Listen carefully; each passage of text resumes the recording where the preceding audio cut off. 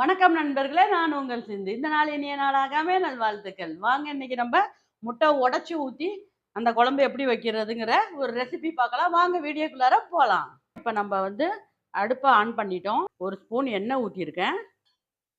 தேவையான பொருட்கள் காட்டுறேன். 3 தக்காளி, நல்ல பெரிய பெரிய தக்காளி எடுத்து வச்சுக்கோங்க. 3 தக்காளி போட்டுக்கலாம். அப்புறம் பச்சை மிளகா ஒரு 5 பச்சை மிளகா எடுத்துக்கிறேன். காரத்துக்கு வேற எதுவும் இல்ல. அதனால காரத்துக்கு பச்சை மிளகா. சின்ன வெங்காயம் கொஞ்சம் நிறையாவே உரிச்சு வச்சுக்கலாம். சின்ன வெங்காயமும் சேர்த்துக்கலாம்.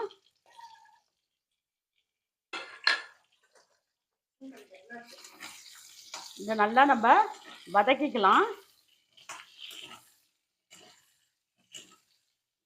நல்லா கொஞ்சம் கோல்டன் ப்ரௌன் வர வரைக்கும் நல்லா வதக்கி எடுத்துருவோம். இதோட நம்ம தேங்காய், சோம்பு ரெண்டும் ஆட் பண்ணியிருக்கோம். இது ரெண்டும் இப்போ வதக்க வேண்டாம். கடைசி நேரத்தில் ஒரு பரட்டி எடுத்து அப்படியே நம்ம அரைச்சி எடுத்துடலாம்.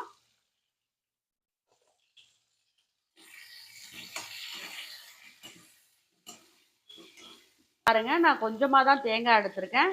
உங்களுக்கு தேவையான அளவு தேங்காய் எடுத்துக்கோங்க. நான் கொஞ்சம் தான் குழம்பு வைக்கிறேன். ஸோ அதனால கொஞ்சம் தேங்காய் எனக்கு போதும். தேங்காய், சோம்பு ரெண்டும் போட்டுட்டேன். உங்களுக்கு நல்லா தெரியும், நான் தேங்காய், சோம்பு ரெண்டும் போட்ட உடனே அடுப்பை ஆஃப் பண்ணிடுவேன் அப்படின்ட்டு. அந்த சூட்லேயே நல்லா வேகட்டும். அந்த சூட்லேயே நல்லா இதாகிடும். ஃப்ளேவர் எனக்கு அந்த ஃப்ளேவர் வராமல் ஆயில் தேங்காய் எண்ணெய் பிரிஞ்சிடக்கூடாது அப்படின்ட்டுக்காக வேண்டி நான் தேங்காவை நல்லா ஃப்ரை பண்ண மாட்டேன். பாருங்க, இப்போ நம்ம மிக்சியில் போட்டுட்டோம். இதை நம்ம அரைச்சி எடுத்துகிட்டு வந்துடலாம். பாருங்க, நான் கொஞ்சம் கொரகொரப்பாகவே அரைச்சி எடுத்துகிட்டு வந்துட்டேன். ஏன்னா கொஞ்சம் கொரகொரப்பாக அரைச்சோம்னா டேஸ்ட்டு கொடுக்கும். அதனால தான். இப்போ தாளிக்கிறதுக்காக நம்ம ஸ்டவ் ஆன் பண்ணிக்கலாம். எண்ணெய் ஊற்றிக்கலாம். ஒரு 4 ஸ்பூன் எண்ணெய் ஊற்றிக்கலாம்.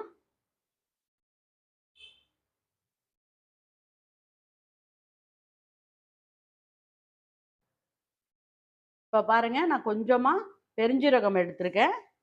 கொஞ்சம் லைட்டாக போட்டுறேன். கருவேப்பிலை கொஞ்சம் போடுறேன். இப்போ சின்ன வெங்காயம் நான் 1 2 கட் பண்ணி வச்சுருக்கேன். அப்படியே போட்டுடலாம். அடுப்பு பெரிய ஃப்ளேமில் வைக்கலாம். நல்லா வதங்கட்டும். சின்ன வெங்காயத்தோட ஃப்ளேவர் போகட்டும்.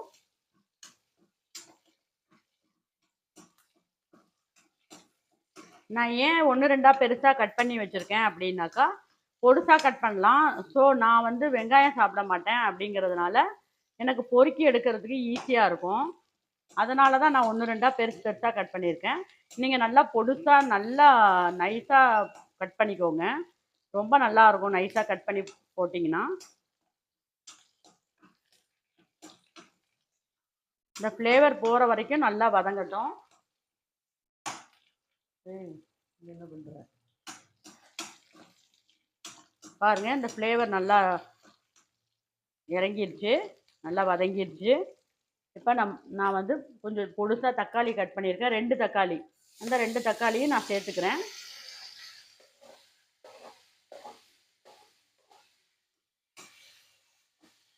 இப்போ அதையும் நல்லா வதக்கிடுறேன். எனக்கு சிம்னி தேவைப்பட்டுச்சு, அதனால் நான் சிம்னி கொஞ்சம் போட்டிருக்கேன். ஆயில்லாம் வெளியில் போகுது அப்படின்ட்டுக்காக. இவ்வளோதாங்க, இது சிம்பிள் மெத்தடு தான்.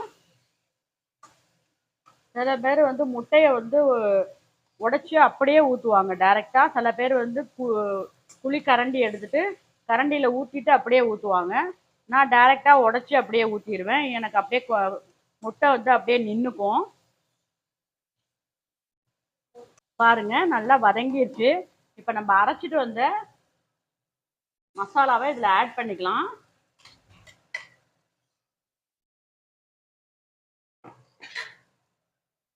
நம்மளுக்கு தண்ணி எவ்வளோ தேவைப்படுதோ அவ்வளோ தண்ணி ஊற்றிக்கலாம்.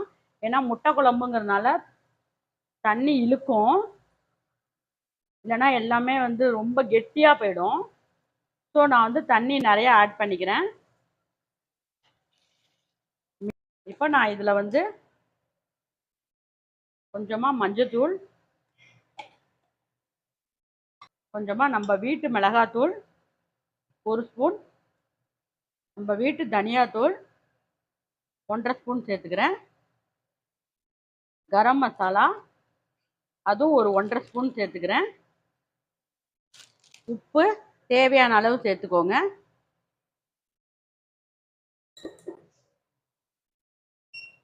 இப்போ இது நல்லா கொதிக்கட்டும். கொஞ்சம் தண்ணி நிறையா ஊற்றிக்கலாம். ஏன்னா குழம்பும் கொதிக்கணும், அந்த ஃப்ளேவர் போகணும், மசாலாவோட ஃப்ளேவர் போகணும். நம்மளுக்கு முட்டை உடச்சி ஊற்றுறப்போ கெட்டியாகவும் ஆகிடக்கூடாது. ஸோ அதனால் நான் தண்ணி வந்து கொஞ்சம் நிறையா ஆட் பண்ணிக்கிறேன்.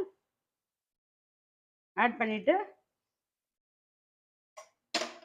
நம்ம அப்படியே குழம்ப மூடி வச்சிடலாம்.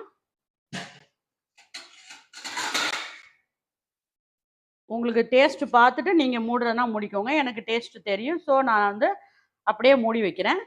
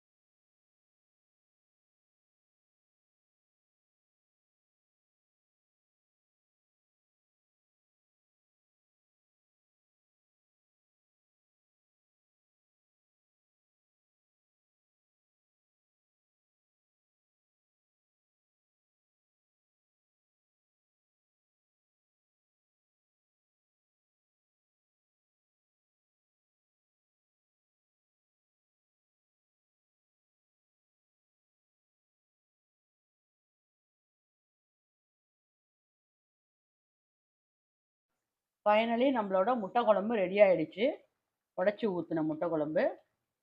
இந்த ஸ்டேஜில் நம்ம அடுப்பை ஆஃப் பண்ணிடலாம். ஏற்கனவே கெட்டியாக இருக்குது, இன்னும் கொஞ்சம் நல்லா கெட்டியாக ஆகிடும். ஆற ஆற நல்லா கெட்டியாகிடும். என்னோட இந்த வீடியோ உங்களுக்கு பிடிச்சிருந்துச்சுன்னா லைக் பண்ணுங்கள், கமெண்ட் பண்ணுங்கள், ஷேர் பண்ணுங்கள், மறக்காமல் சப்ஸ்கிரைப் பண்ணுங்கள். நீங்களும் வீட்டில் செஞ்சு பாருங்கள். செஞ்சு பார்த்துட்டு எனக்கு ஒரு கமெண்ட் போடுங்க. நன்றி, வணக்கம்.